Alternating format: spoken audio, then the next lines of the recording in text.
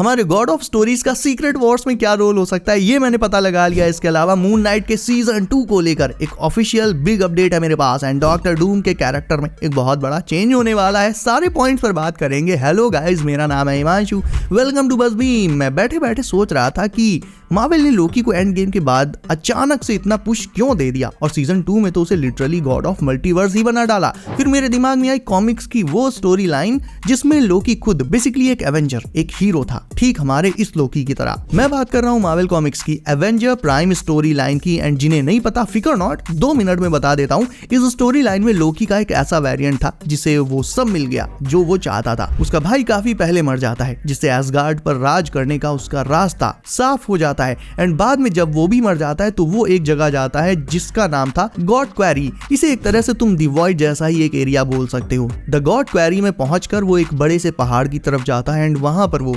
Avengers की अपनी एक खुद की टीम भी असेंबल करने लगता है। इवन उन्हें असेंबल कर भी लेता है और उसके भी बाद मल्टीवर्स में चल रही ह्यूज प्रॉब्लम्स को सॉल्व भी करने लगता है। यानी अभी लोकी का जो सीन एमसीयू में चल रहा है लगभग वही सीन इस कॉमिक रन में भी था। अभी भी देखो लोकी थ्रोन पर बैठकर मल्टीवर्स की ब्रांचेस को पकड़े हुए है ताकि मल्टीवर्स में कोई इशू ना हो। तो मेरे दिमाग में आया कि कहीं लोकी सीजन 2 बनाने से पहले मार्वल ने इसी कॉमिक से तो इंस्पिरेशन नहीं ले लिया, क्योंकि अगर ऐसा है एंड मुझे ऐसा लग रहा है कि ऐसा ही है तो फिर आगे डूम्सडे एंड सीक्रेट वॉर्स में लोकी तुम्हारी उम्मीद से भी कहीं ज्यादा पावरफुल होने वाला है। अगर मल्टीवर्स इरेज हो जाएगा, अगर सारी टाइमलाइंस ब्रांचेस डिसअपीयर हो जाएंगी तो लोकी के सैक्रिफाइस का क्या मतलब हुआ और वो फिर कहां जाएगा? उसे जाहिर सी बात है थ्रोन छोड़ना पड़ेगा। और एक मजेदार बात बताता हूं, सीजन 2 में लोकी और भी ज्यादा पावरफुल होने के साथ साथ इंटेलिजेंट भी हो गया था, बिकॉज उसके पास टाइम को हार्नेस करने की भी एबिलिटी आ गई थी। ये भी सीधा सीधा कॉमिक से जुड़ा हुआ सीन है, बिकॉज उसमें भी लोकी के पास आई ऑफ एगेमोटो थी जो कि सीधे सीधे टाइम से जुड़ी हुई है, ये तुम भी जानते हो। सो हाँ,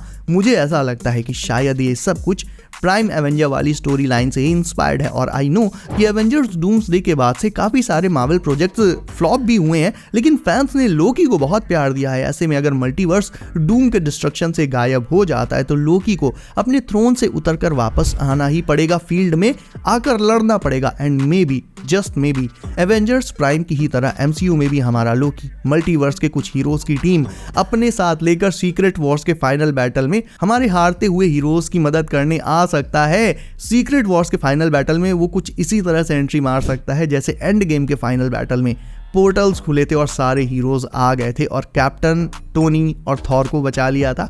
तो ये एक्चुअल में एक फुल सर्कल मोमेंट हो सकता है, स्पेशली लोकी के लिए। एंड थॉर के चेहरे की तो हवाइयां उड़ जाएंगी ये देखकर कि लोकी जो 2012 में एवेंजर्स के पीछे पड़ा था अब एवेंजर्स को वही लीड कर रहा है। यानी पिछली वीडियो में भी मैंने कहा था एंड इसमें भी कह रहा हूँ, Loki is the key to the multiverse saga now.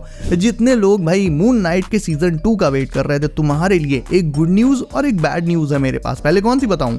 Bad news. Okay, so Marvel studios के हेड ऑफ स्ट्रीमिंग ब्रैड विंडरबॉम ने ये खुद कंफर्म किया है कि मून नाइट के सीजन 2 पर फिलहाल कोई काम नहीं चल रहा है दूर दूर तक। इनफैक्ट उनके मून नाइट के नेक्स्ट सीजन के लिए कोई प्लान्स अभी तो है ही नहीं। बट ये तो थी बैड न्यूज। गुड न्यूज अब ये है कि ऐसा भी नहीं है कि मून नाइट वापस आएगा ही नहीं। उन्होंने खुद ये कहा कि moon night will return elsewhere, यानी वो किसी और मार्वल मूवी में आ सकता है। एंड ये मैं भी जानता हूँ, तुम भी जानते हो कि वो किस मूवी में वापस आने वाला है। बहुत ऑब्वियस है यार, एवेंजर्स डूम्सडे और सीक्रेट वॉर्स और बोथ। लास्ट ईयर फरवरी में ऑस्कर आइजैक ने कहा था कि वो चाहते हैं कि मून नाइट मिडनाइट सन्स की टीम का पार्ट हो। हालांकि ब्रैड के कमेंट्स को देखकर ऐसा तो कुछ नहीं लगता कि डूम्सडे और सीक्रेट वॉर्स के अलावा मून नाइट का और कहीं दोबारा रिटर्न होगा भी। और ऐसा इसलिए बिकॉज मार्वल अभी ज्यादा इधर उधर के फिलर शोज नहीं लाना चाहता, वो बस मेजर प्रोजेक्ट्स पर फोकस करना चाहता है। तो आई थिंक इन दोनों गुड एंड बैड न्यूज को देखते हुए overall this update was very balanced.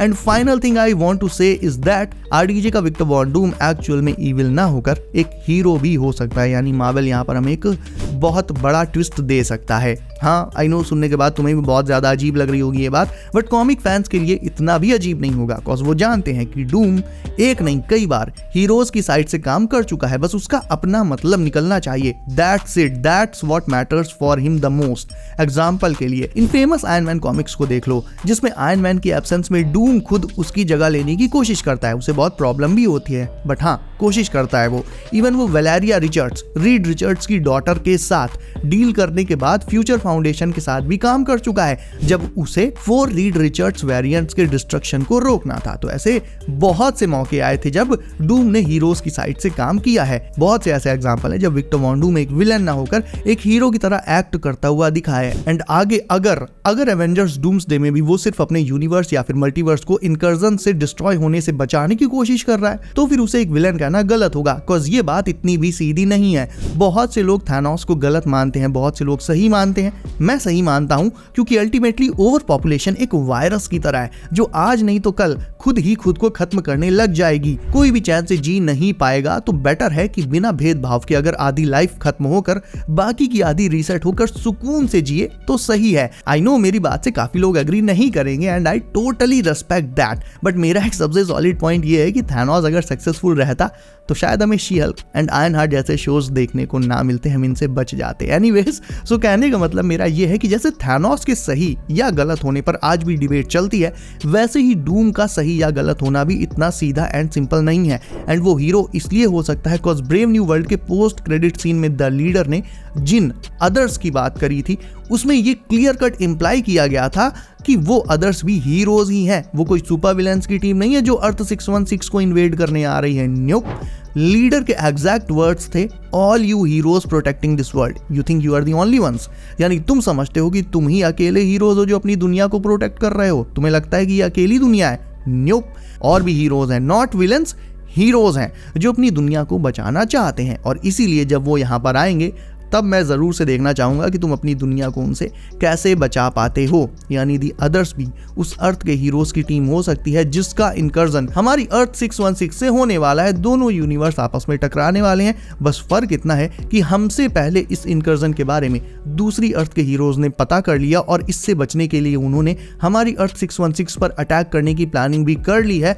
और अब अगले साल 1 मई को अटैक करने आ भी रहे हैं। वो पहले थिएटर्स में अटैक करेंगे, फिर उसके बाद 3-4 महीने डिज्नी प्लस पर आकर अटैक करेंगे और डूम मोस्ट प्रोबेबली उन्हीं हीरोज का लीडर है। और ये बस मेरी थ्योरी है। बेसिकली 2 ही पॉसिबिलिटीज हैं, एक तो डूम के प्योर इविल होने की है एंड इस पॉसिबिलिटी को मैं अपनी प्रीवियस वीडियोस में बहुत डिटेल में एंड डीपली डिस्कस कर चुका हूं कि how he might be related to Kang, कैसे वो अपना मल्टीवर्सल थ्रोन रिक्लेम करने वापस आ सकता है, how he will erase council of Kangs etcetera. But if वो इविल नहीं है, जो कि दूसरी पॉसिबिलिटी हो जाती है, तो फिर वो अपने यूनिवर्स के हीरोज को असेंबल करके 616 पर इन्वेजन करने आ रहा है। ये उसका बस एक डेस्परेट अटेम्प्ट है अपने यूनिवर्स को बचाने के लिए। सो इसे डेस्परेशन डेफिनेटली कहा जा सकता है, उसकी मूव को भी गलत कहा जा सकता है, बट यहाँ पर अपने यूनिवर्स को बचाने की कोशिश करना, इसे डेफिनेटली गलत नहीं कहा जा सकता। इसे प्योर इविल तो बिल्कुल नहीं कहा जा सकता फिलहाल, अभी के लिए, जब तक कोई नुकसान नहीं हो रहा है। सो गाइज, अब है तुम्हारी बारी वीडियो को करने के लाइक। इसके अलावा तुम्हारे जो भी थॉट्स हो इस थ्योरी को लेकर तुम मुझे डेफिनेटली कमेंट करके बता सकते हो। प्लस मून नाइट की अपडेट के बारे में तुम क्या सोचते हो ये भी जरूर से बताना। इसके अलावा इफ नए हो एंड मार्वल की अपडेट्स की भूख हमेशा रहती है तुम्हें, then sub the channel, press the bell icon ताकि आने वाली नई अपडेट्स तुम्हें मिले सबसे पहले। सो गाइज, बी सेफ, अपना ख्याल रखिए। आप, मेरा नाम है Himanshu and as always I will see you in next one.